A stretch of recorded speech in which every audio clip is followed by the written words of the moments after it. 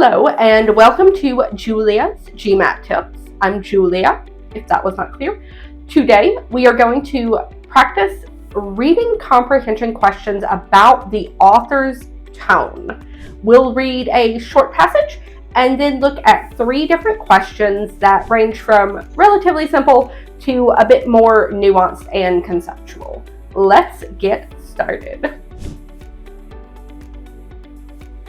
While many dismiss holiday light displays as mere seasonal frivolity, the tradition of decorative lighting during winter festivities has deeper cultural and psychological significance than commonly acknowledged.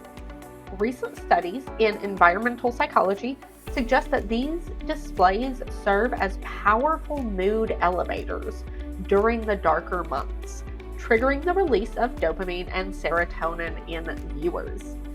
Though critics argue that such displays represent wasteful energy consumption, advances in LED technology have reduced their environmental impact by nearly 80% compared to traditional incandescent bulbs. Perhaps most intriguingly, anthropological research reveals that communal light displays foster social cohesion and strengthen neighborhood bonds, outcomes that persist well beyond the holiday season. The practice of collective illumination, far from being a modern commercial invention, echoes ancient traditions of coming together to push back darkness during the winter months.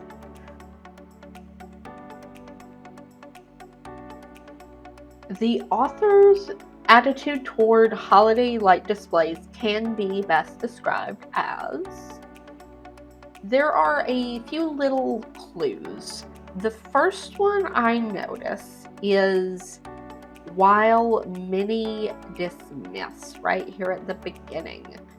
That indicates that the author supports such displays because they are opening the passage by challenging these people who dismiss them. They then proceed to talk about deeper cultural and psychological significance than is commonly acknowledged. They offer some scientific support. Recent studies in environmental psychology suggest that these displays serve as powerful mood elevators during the darker months. And they describe the effects as both powerful mood elevators and intriguing. So it's clearly a positive attitude. You can rule out dismissive because they are not. You can rule out critical. Ambivalent seems a little weak, and neutral also seems a little weak, but appreciative of their deeper significance seems like a pretty accurate summation of tone. Let's look at a slightly more challenging question. The author's tone regarding critics of holiday lighting displays is best characterized as, let's see. The author acknowledges critics' concerns about energy consumption right here, though critics argue that such displays represent wasteful energy consumption. But then they provide a counter-argument immediately about how advances in LED technology have reduced the environmental impact significantly. As is common in GMAT passages, the author maintains a pretty professional and academic tone. They're not being super derogatory towards their opposition's opinion. They don't harshly attack or dismiss the critic's position, but they simply offer some evidence to address their concerns. So, strongly defensive, no. Openly hostile, absolutely not. Respectfully contradictory, that's pretty good. Entirely supportive, they do not support their critics. And sarcastically dismissive would be a dramatic overstatement. But respectfully contradictory, that pretty accurately describes what's happening here. Final question. The author's perspective on the relationship between modern holiday lighting and ancient traditions appears to be one of. So they seem to draw a meaningful parallel, echoes ancient traditions of coming together. The author also challenges the notion that this is a modern commercial invention, and they even end the passage by emphasizing the consistent human patterns of coming together to push back darkness during the winter months.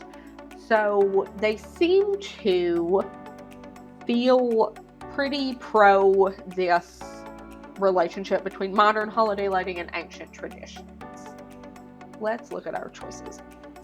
Skepticism about claimed historical connections. They do not seem to be skeptical.